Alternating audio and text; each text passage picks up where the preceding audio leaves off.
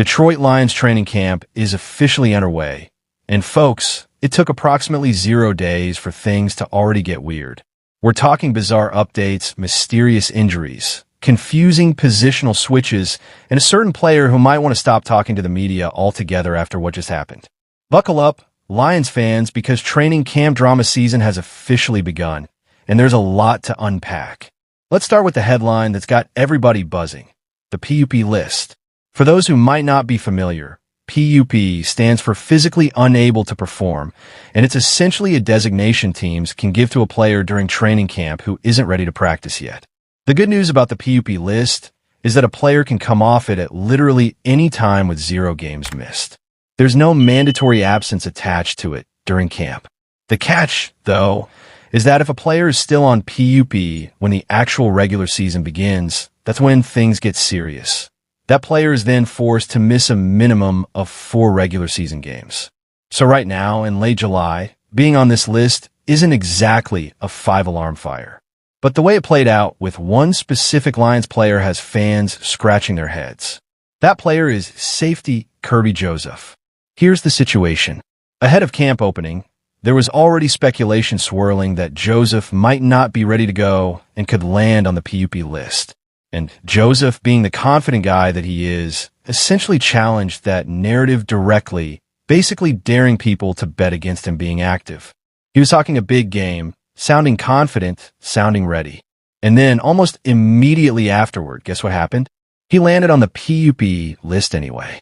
Now, if this were the first time something like this happened, maybe you brush it off. But here's the thing. This isn't new behavior from Kirby Joseph. This is actually a pattern. Remember last year? Same story. Joseph was out there sounding optimistic, suggesting his knee wasn't as bad as everyone thought, hinting that he'd be ready to roll. And then, almost overnight, he was unexpectedly out. Not even questionable. Just out. It's the kind of whiplash that makes you wonder if we should just stop paying attention to what Kirby Joseph says on social media entirely, and instead take our cues directly from head coach Dan Campbell, who tends to be a lot more measured and reliable with his updates. And just to add a little extra confusion into the mix, Joseph recently posted an update saying something along the lines of his faith being unbreakable, that he can walk now, and that he's not in the same kind of pain he was during, quote, the Kansas game, which, respectfully, leaves a lot of us wondering exactly what game he's even referring to. It's all a little bit puzzling, and it's fair to say plenty of Lions fans are approaching any future Kirby Joseph health update with a healthy dose of skepticism from here on out. But hey, in fairness to Joseph, and to be balanced about this whole situation, starting camp on PUP truly isn't the disaster it might sound like on the surface. There's actually a fantastic stat floating around that puts all of this into perspective.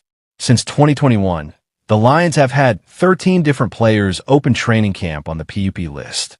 And out of those 13 players, every single one of them went on to play regular season football that year, with all but one of them playing at least 10 games. The lone outlier in that stretch was defensive back Romeo Okwara, whose situation was admittedly a tougher one. So while the Kirby Joseph back and forth is a little frustrating and honestly kind of funny at this point, history strongly suggests he'll be just fine once the games that actually count roll around. It's July. Nobody needs to panic yet. Joseph isn't the only name dealing with a PUP list situation, though.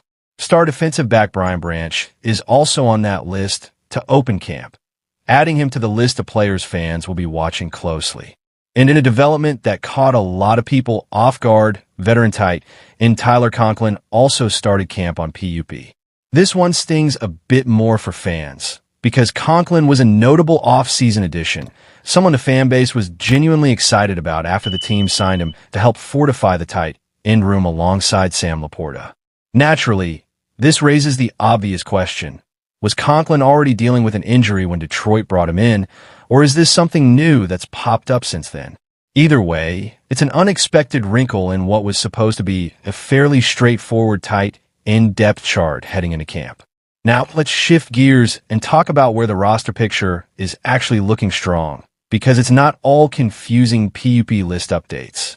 Let's run through the depth chart position by position, starting with quarterback. Jared Goff is obviously the unquestioned starter, with veteran Teddy Bridgewater currently positioned as the presumed backup thanks to his extensive veteran experience and steady, reliable presence in a locker room. But don't sleep on Hendon Hooker. Sorry, Luke Hovemeyer. Sorry, let's be accurate here, Luke Graham. Regardless of the exact name in that quarterback room, there's a legitimate case being made that the backup quarterback battle is more competitive than people are giving it credit for, and it's a position worth monitoring as camp progresses. At running back, things are about as settled and talented as it gets, with Jahmyr Gibbs, Isaiah Pacheco, and Sione Vaki all bringing different skill sets to that room. Nothing too dramatic to report there, just quality depth across the board. Wide receiver, though, this might be the most improved and deepest room on the entire roster. The addition of Isaac Taslaw gives Detroit exactly what this passing offense has been searching for over the last few seasons. A legitimate, big-bodied X-receiver, the kind of true size and length threat the team has tried to find through various different roster-building approaches without quite nailing it. Now, paired alongside Amon-Ra, St. Brown, and Jameson Williams, that receiver room finally feels fully complete, with players like Josh Reynolds and others filling out quality depth behind them. This is a group that should give Jared Goff every possible weapon he needs heading into the season. Now let's circle back to the offensive line, because this is where things get really interesting, particularly surrounding one specific player. Offensive lineman Giovani Manu. Manu has been a fascinating and somewhat puzzling case ever since Detroit drafted him. He's a massive, powerful athlete who came into the league from Canada, and the appeal was always obvious on paper. Take a physically gifted, high-upside developmental prospect and mold him into a starting-caliber offensive tackle over time. That was the vision. But here's the update that's raising some eyebrows heading into this camp. Manoah has reportedly been shifted over to work some reps at guard. And look, on the surface, that might not sound like a big deal, but context matters here. If a player originally drafted and developed specifically as a tackle prospect is suddenly being moved inside a guard, that's usually not a great sign about how his development at tackle has actually gone. It raises the uncomfortable question of whether Manoah simply doesn't have a realistic path to sticking at tackle at the NFL level, which was always supposed to be his natural long-term position. To make matters more complicated for Manoah's roster chances, let's look at how loaded Detroit's interior offensive line depth actually is right now. You've got Tate Ratledge, Keota Wasika, Cade Mays, Christian Mahogany, Miles Frazier, Bo Benchall, and Michael Niesall in that interior mix. That's a significantly healthier, deeper group than what Detroit was working with just a year ago, back when starting center Frank Ragnow's retirement suddenly forced a backup center and backup guard into full-time starting roles out of necessity. That situation last year was far from ideal. This year, the depth chart looks night and day better by comparison, which brings us back to the tackle position specifically. Detroit currently appears set with Penei Sewell and Taylor Decker holding down the two starting tackle jobs, which everyone already expected. Behind them, Blake Miller is presumed to be the swing tackle option capable of playing either side, with Giovani Manu as fellow depth piece, Larry Borum, also factoring into that swing tackle conversation as a genuinely solid, reliable depth option. Here's an interesting historical note that makes Detroit's current tackle depth feel even more valuable. The Lions actually didn't have a true, trustworthy swing tackle option on last year's roster. They had a player who filled in admirably in a pinch, but he was more of a tweener, practice squad-turn-contributor type rather than a legitimate, proven tackle option teams could feel fully confident deploying if a starter went down. Getting a more established option like Larry Borum into that swing tackle role this offseason was viewed as a genuinely important, if somewhat under-the-radar, roster improvement. So with all of that depth now sitting ahead of him, the picture for Giovani Manoah's path onto this 53-man roster looks increasingly difficult. If teams typically only carry 3 true tackles, and Manoah can't lock down snaps at tackle, while simultaneously not being clearly better than the established options already ahead of McGard, it becomes very hard to see where exactly he fits. Unless Detroit makes the unusual decision to carry 4 dedicated tackles on the active roster, Manoah's odds of making this team appear slim at this point, barring a standout camp performance that changes the entire conversation.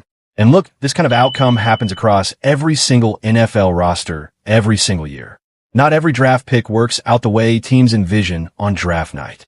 Sometimes a prospect that looked like a calculated, high-upside gamble simply doesn't pan out the way anyone hoped. To general manager Brad Holmes' enormous credit, this kind of outcome has been the rare exception rather than the rule during his tenure running this front office. Just look at some of the other so-called unconventional or surprising picks Holmes has made over the years that ended up paying off in a massive way. Take tight in Sam Laporta, a pick that raised some eyebrows at the time, but turned into an immediate, dynamic playmaker. Or look at Amon-Ra St. Brown, a receiver whose smaller frame and lower draft pedigree caused some to doubt him, and who has since developed into one of the most productive, dependable wide receivers in the entire NFL. Holmes has built a track record of finding value in unconventional places far more often than he's missed. So while the Giovani Manu situation is admittedly a bit discouraging right now, it's worth remembering that this front office has more than earned the benefit of the doubt when it comes to roster construction and player evaluation. Not every swing works out, but the hit rate under this regime has been remarkably strong. All told, this early snapshot of Lions training camp gives fans a whole lot to chew on. There's some real intrigue and even a little bit of frustration surrounding the health situations with Kirby Joseph, Brian Branch, and Tyler Conklin. There's genuine excitement surrounding the depth and talent at wide receiver and along the interior offensive line. And there's a real storyline worth monitoring with Giovani Manu's uncertain path forward as this roster continues to take shape heading into the season. Training camp is always a roller coaster of good news, bad news, confusing news, and everything in between, and this year is shaping up to be no different. The best part is this is just the beginning. As practices continue and roster battles heat up, there's going to be plenty more to break down together in the days and weeks ahead. So Detroit Scope family, that's the training camp breakdown. Let us know down in the comments. Are you concerned about the Kirby Joseph situation, or do you think it's much ado about nothing? Do you think Giovani Manu can salvage a roster spot, or is his time in Detroit running out? Sound off below. We want to hear it all. And if you're new to this channel, we would really appreciate you joining the team. We are working hard to hit our goal of 1,000 subscribers, and every single subscribe genuinely helps us keep growing and bringing you daily Lions coverage all season long. So do us a favor, hit that subscribe button, drop a like on this video, and let us know your thoughts in the comments. Thanks for watching, Detroit Scope family. And as always, go Lions.